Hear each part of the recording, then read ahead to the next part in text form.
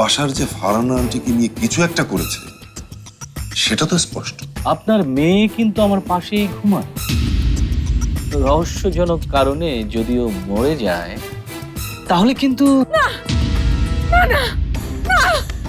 রাতে দেখা হবে, সব কিছু লিখে দেওয়ার মানসিক প্রস্তুতি নিয়ে রাখবে। আপনার কথায় প্রমাণ হয়ে গেছে যে মাসুম সাহেবের সাথে আপনি আপনার অপরাধটা শেয়ার করেছেন, সেজন্য তো আপনি আমাকে কল করেছেন, তাই না? সাবধান করতেই ফোন দিয়েছি। ছেলে না, মেয়ে। মেয়ে। দুলা ভাই আপনার আন্ডারে একটা মেয়েকে অ্যাপয়েন্টমেন্ট দিয়েছে? হ্যাঁ, কিন্তু তুমি এত উত্তেজিত হচ্ছ কেন? আমি মোটেও উত্তেজিত হচ্ছি না। তোমার গলা শুনে কিন্তু সেটাই মনে হচ্ছে। আমার গলার আপনি শুনেছেন কি? মাত্র তো শুরু। কে এই মেয়ে? সুন্দরী? সুন্দরী কিনা জানি না, কিন্তু আসার পর থেকেই মেকআপ নিয়ে ব্যস্ত।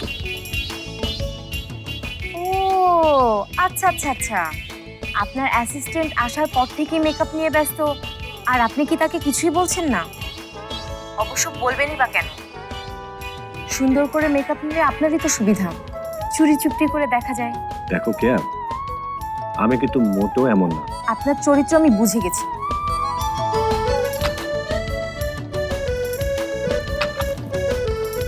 তা কি নাম ওই মেয়ের? ময়মনসিংহের নাকি ঢাকা থেকে এসেছে? ঢাকা থেকে এসেছে, কিন্তু থাকে ময়মনসিংহে। ওহো, তাহলে তার কোনো কথাই রইলো না। ময়মনসিংহের মেয়েদের চলন বলন তো এখন আর পছন্দ হবে না আপনার। ময়মনসিংহের মেয়েরা তো এখন যাও ভালো, এখন তো আপনার ঢাকার মেয়েদের চলন বলনই পছন্দ হবে। দেখো কেয়া, আমার মনে হয় তুমি প্রয়োজনের চেয়ে বেশি বলছি? ওহো, আজ মনে হবে আমি বেশি বলছি, কাল মনে হবে আমি ছেলেদের সাথে ঘুরে বেড়াই, পরশু মনে হবে আমি...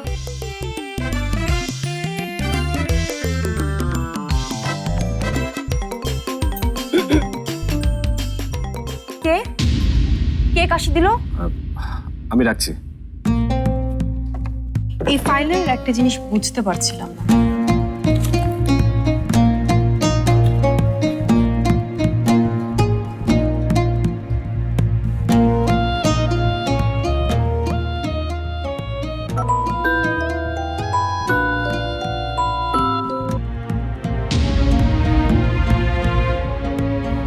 কেয়ার সাথেই কথা বলছিলেন বোধহয় এতক্ষণ।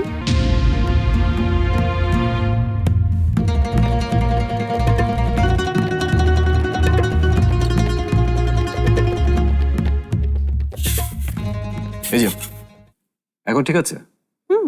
একদম ঠিক। আমার প্রশ্নের উত্তরটা দিলেন না যে? কেয়া, আমার মনে হয় অফিসে পার্সোনাল সীমারেখা অতিক্রম করা উচিত না। আচ্ছা আচ্ছা, হ্যাঁ, আসলে আমি না বুঝতে পারিনি যে কেয়াও কারোর পার্সোনাল সীমারেখার মধ্যে পড়ে। আসলে ও তো এমন মেয়ে না। যাই হোক, আমার কি। নিন।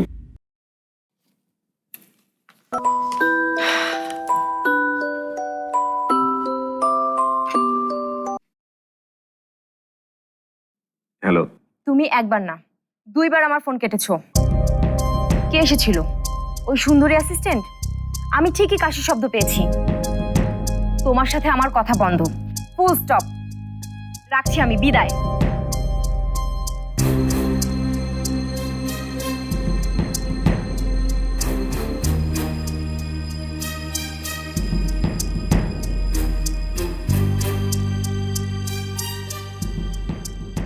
বাবা চলো, খাবার রেডি। তোমার শরীর কেমন লাগছে এখন? ভালো না রে মা, দাঁড়ালেই কেমন যেন মাথাটা চক্কর দিয়ে ওঠে। তোমার প্রেশারটা চেক করতে হবে বাবা। আরে না না, ওসব কিছু না। তোর ফুপু ঠিকই বলেছে, রোদে একটু বেশিক্ষণ থেকেছি তো তাই। আচ্ছা, তাহলে কি খাবার এখানে দিয়ে যাব? দিতে পারিস। ঠিক আছে। আচ্ছা বিথি, গুগল না কি যেন আছে যেটা দিয়ে সবকিছু খুঁজে পাওয়া যায়? হ্যাঁ, তুমি কি খুঁজবে? না না না, কিছু না। বলো কি খুঁজবে? না মানে বলছিলাম যে গুগলে তো মা যেখানে আছে, মানে যে হাসপাতালে আছে, সেই হাসপাতাল কি দেখা যাবে? আর দেখা গেলেও আমি কি তো মাকে দেখতে পাবো? ও কেমন আছে আমার খুব দেখতে ইচ্ছে করছে রে মা। এই গুগল কি আমাকে সব দেখাতে পারবে? না বাবা, পারবে না, এখনো এত ক্ষমতা হয়নি শুধু। ও, আমি ভাবলাম প্রযুক্তির এত উন্নতি। আচ্ছা বিধি, আমি যদি ওই হাসপাতালে ফোন করে একবার সালমার সঙ্গে কথা বলতে চাই, মানে একটু জোর করি, অনুরোধ করি, তাহলে কি ওরা ওরা আবার সালমাকে দেখতে দেবে না? ও ও মা, দেখো দেখো, তুই কাঁদছিস কেন মা? আমি তো তোকে কিছু বলিনি। আচ্ছা আচ্ছা, আমি আর সালমা বেগমকে খুঁজবো না, দরকার নেই আমার ওর সাথে কথা বলার। তুই আর কাঁদিস না মা, তুই কাঁদলে যে আমি আমার সব সাহস হারিয়ে ফেলি রে মা। মারে মা, মারে, তোর মায়ের খোটা, রাগ, বকা এসব না শুনলে আমার যে নিঃশ্বাস নিতে কষ্ট হয় রে মা। বাবা, আমি তোমাকে কথা দিচ্ছি, আমি মাকে তোমার কাছে ফিরিয়ে আনবই। আর যদি না আনতে পারি, তাহলে তুমি আর আমাকে কখনো মেয়ে বলে দেখো না। আবার কেমন কথা রে মা? আমি তোমার খাবার দিয়ে যাচ্ছি।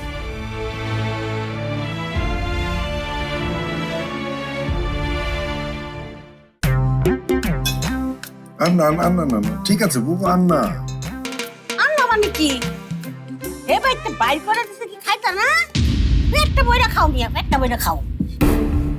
সাংঘাতিক আম্মা, এই অপমানজনক কথাটা আপনাকে কেন বলতে হবে? বাড়ি থেকে বের করে দিয়েছে, এটা কি ভালো কিছু? বলুন, ভালো কিছু? অবশ্যই ভালো কিছু। এই বাড়িটা হলো একটা শয়তানের গাড্ডাখানা, এতে বাইরে হয়ে যাওয়া অতি অবশ্যই ভালো। কি নিয়ে কথা হচ্ছে? কথা হইতেছিল তোমার বোনের বাড়ি লইয়া। এটা তো অনেকটা শয়তানের এরকম আস্তানা হইছে। ভালো আর খারাপ দুইটা আলাদা থাকি ভালো, নাকি কও বাজান? তুমি রানু আপা আর রাহাতুলা ভাইকে খারাপ বলছো? উম্মিয়া, কি কইতাম? তারা সাদা মনের মানুষ, পয়সারের লোকে তারা যেটা করছে, এটা তো এই মির্জাফর অতটা করছে না।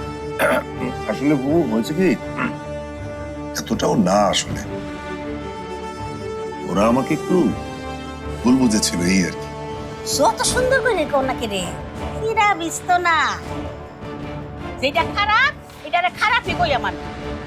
তোমরা খাও, খাইতাছি। কি সাংঘাতিক! সত্যি কথা বলতে কি, এই আম্মাকে নিয়ে না আর পারা যাচ্ছে না। ইতি, তুমি আবার কিছু মনে করো না এসব, হ্যাঁ?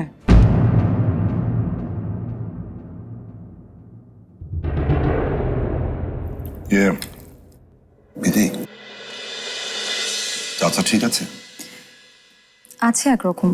শোনো, আমি খাবার পরই বের হয়ে যাব। আমার মনে হয় যে আপাতত কিছুদিন ওই বাসারকে ফলো করা দরকার। আমিও তাই ভাবছিলাম। কিন্তু ফলো করে কি হবে?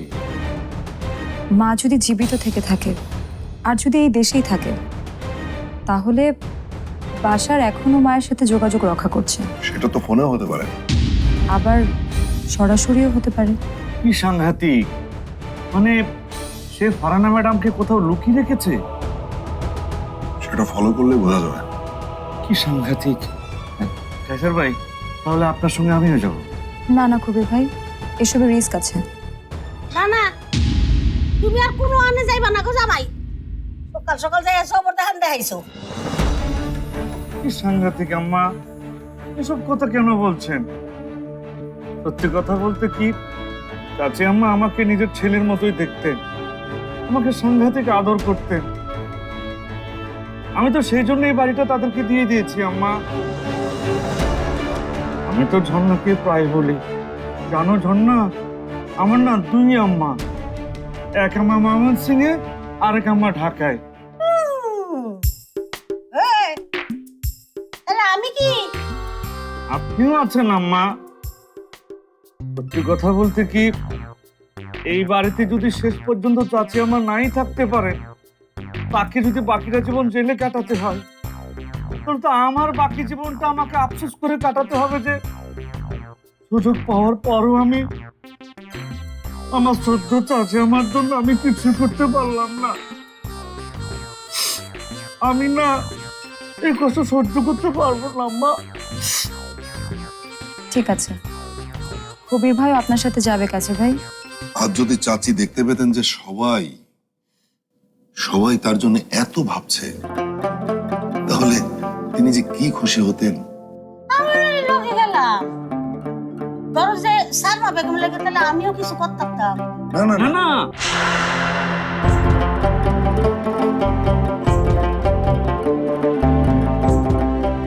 তুমি তো এরই মধ্যে আমাদের জন্য অনেক কিছু করেছো।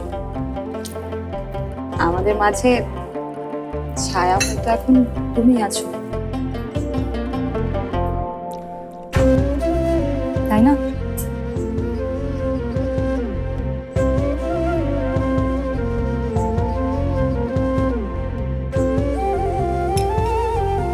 বাবা তোমার একটা মাছ দে, মাছ খাও। মাথাটা আমাকে দেন আম্মা।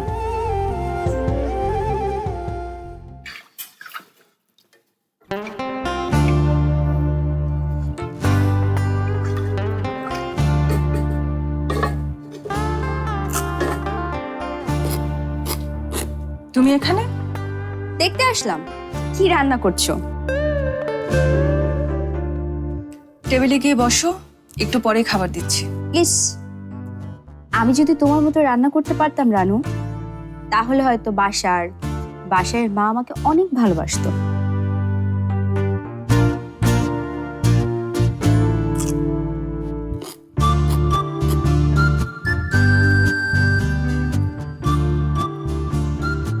তুমি আমাকে রান্না শেখাবে রানু?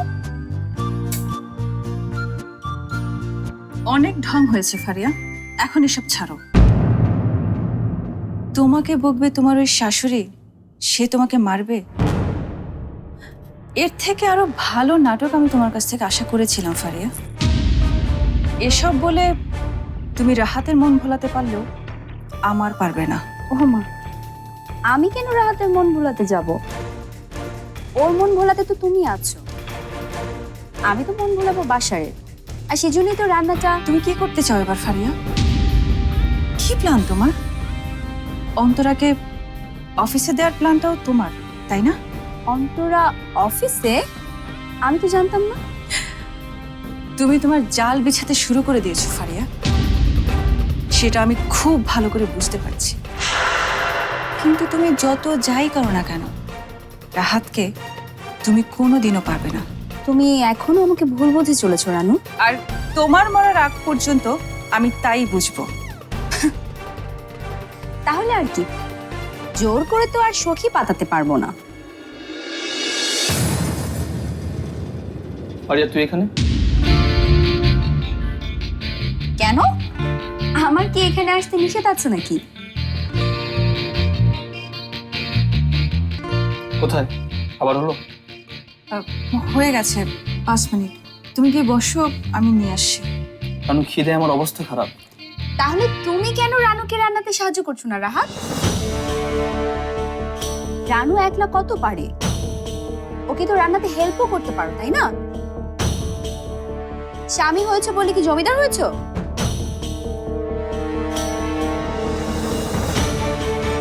আমি একাই পারবো। রাহাত তুমি যাও। যদি হেল্প লাগে? বললাম তো লাগবে না, তুমি গিয়ে বসো, আমি 5 মিনিটের মধ্যে নিয়ে আসছি।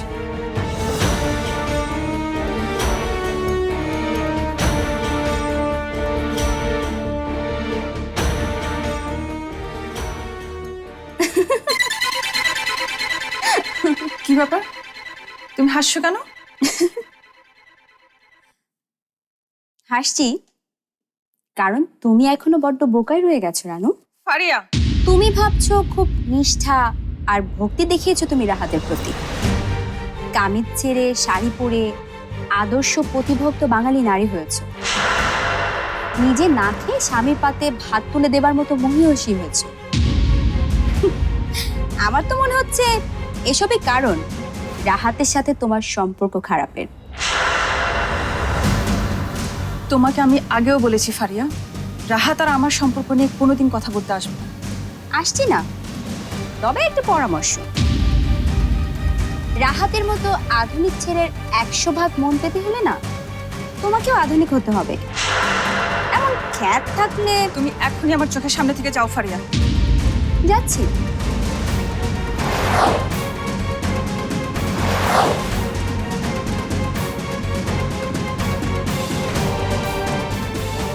দেখলে তো একটু আগে রাহাত আমার দিকে কিভাবে তাকিয়েছিল আর তোমার দিকে কিভাবে তাকিয়েছিল।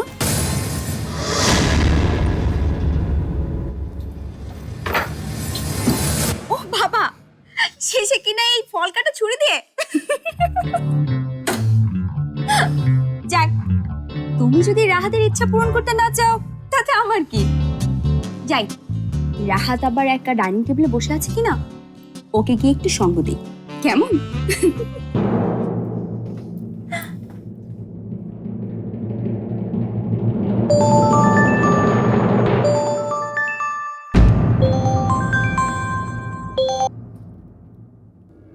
বল কেয়া। দুলা ভাই কাকে অফিসে অ্যাপয়েন্টমেন্ট দিয়েছে? কে এই সুন্দরী মেয়ে? কেমন আছিস তোরা? মায়ের কোনো খবর আছে? তুই জানিস না? কি জানবো, মা মা ঠিক আছে তো? মায়ের শরীর খারাপ করেছিল, হাসপাতালে নিতে হয়েছিল, এখন ঠিক আছে। মায়ের শরীর খারাপ আর তোরা কেউ আমাকে কিচ্ছু জানালি না? আমি ভেবেছি। কি ভেবেছিস? রানু আপা এখন তোদের শত্রু হয়ে গেছে, তাই শত্রুকে কিচ্ছু জানানো যাবে না। আমি বিথিকে দূরে থাকতে বলেছি কিয়া, তোদের না। তোরা এখনো আমার বোন, আর সেটা যদি তোরা মানতে না পারিস তাহলে বলে দিস, আদালতে গিয়ে না হয় আলাদা হয়ে যাব। আপা, এটা আমি কি করলাম? শুধু শুধু কেন বলতে গেলাম আমি?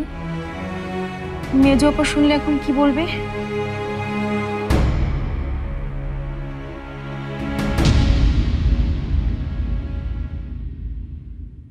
কিন্তু এখানে একটু রিস্ক আছে। আশার তো ভীষণ বিপজ্জনক একজন মানুষ, পরাদের যদি কিছু হয়ে যায়। মাকে বাঁচাতে ফাহাদের ক্ষতি আমি সহ্য করতে পারবো কাছে ভাই, কিন্তু আপনাদের না। সবকিছুরই বিচার হবে লিলি। আমাদের সাথে যারা অন্যায় করেছে তাদের সবাইকে এক এক করে আমরা শাস্তি দেব, আর সেটা রাহাত ভাই হোক আর রানু আপাই হোক। রাহাতকে পেতে হলে আমার তোমাকে দরকার, কারণ রাহাত রানুর ডিভোর্সটা আমি তোমাকে দিয়ে করালে একটু ভরসা পাই। এত ভরসা কি কাউকে করা উচিত ফারিয়া? বিশেষ করে তোমার সব কিছু দিয়ে দখল করে নিচ্ছে। লিলি কি করছিস?